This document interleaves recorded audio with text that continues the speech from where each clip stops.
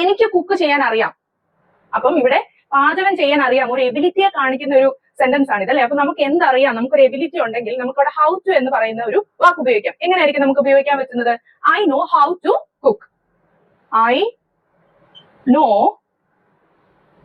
How to cook. എനിക്ക് cook ചെയ്യാൻ അറിയാം. I know how to cook. കണ്ടോ? അപ്പൊ നിനക്ക് കുക്ക് ചെയ്യാൻ അറിയാമോ? അപ്പൊ നമ്മളൊരു ക്വസ്റ്റ്യൻ ചോദിക്കുക അല്ലെ, അവിടെ ഒരു ക്വസ്റ്റ്യൻ ആണ്.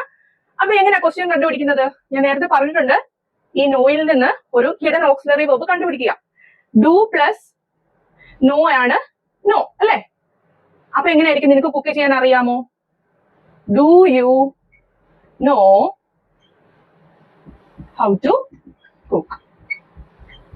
Do you know how to cook? അപ്പൊ പറയാം എനിക്ക് കുക്ക് ചെയ്യാൻ അറിയില്ല. അപ്പൊ ഒരു നെഗറ്റീവ് ആണ് അല്ലെ.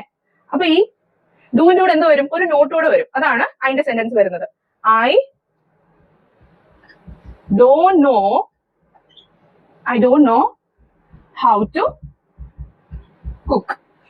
I don't know how to cook. എനിക്ക് കുക്ക് ചെയ്യാൻ അറിയില്ല. അപ്പൊ പറഞ്ഞേ, അവൾക്ക് ഡാൻസ് കളിക്കാൻ അറിയില്ല. അപ്പൊ അവളാണല്ലേ subject.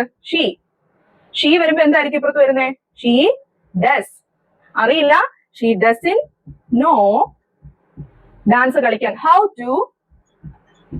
To dance. She doesn't know how to dance. അവർക്ക് അവിടെ പോകാൻ അറിയാം. അപ്പൊ ഇതിന്റെ സെന്റൻസ് നിങ്ങൾ കണ്ടുപിടിച്ചിട്ട് താഴെ കമന്റ് ചെയ്യാം.